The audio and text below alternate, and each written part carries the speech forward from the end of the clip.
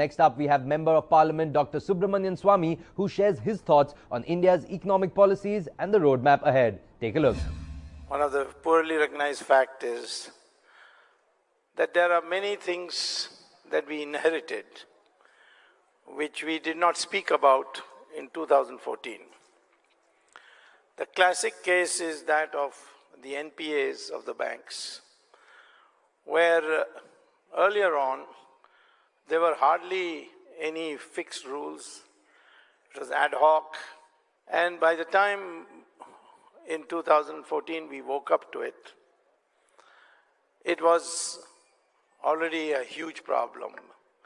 The NPA situation of today cannot be traced to any policy decisions of this present government.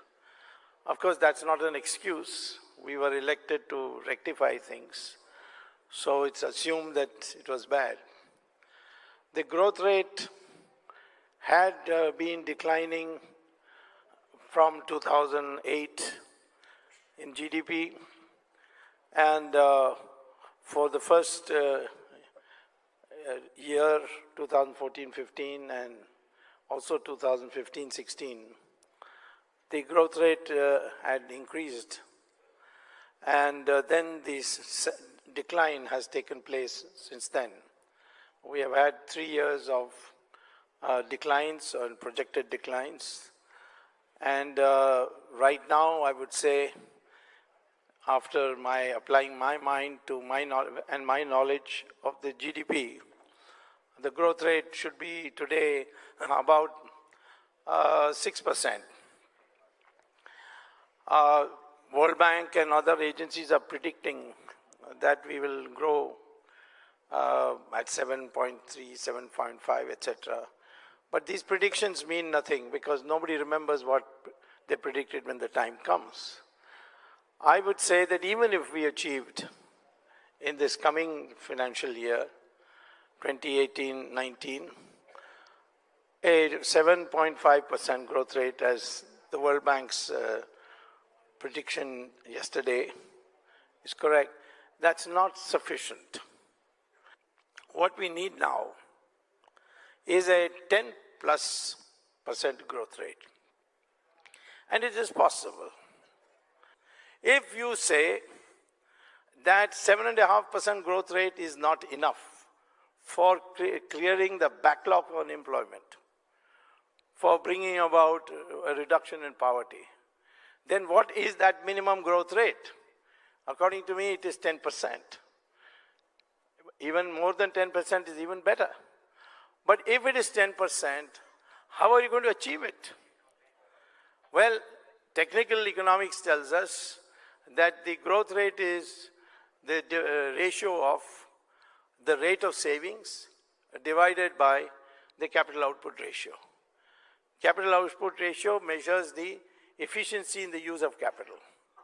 Our country today, it is 4.3, 4.4, which means about 4, if you invest 4.4 rupees in capital, then you will get in perpetuity 1 rupee per year in perpetuity. And that's very high compared to other countries. At one stage, Japan had 2.8.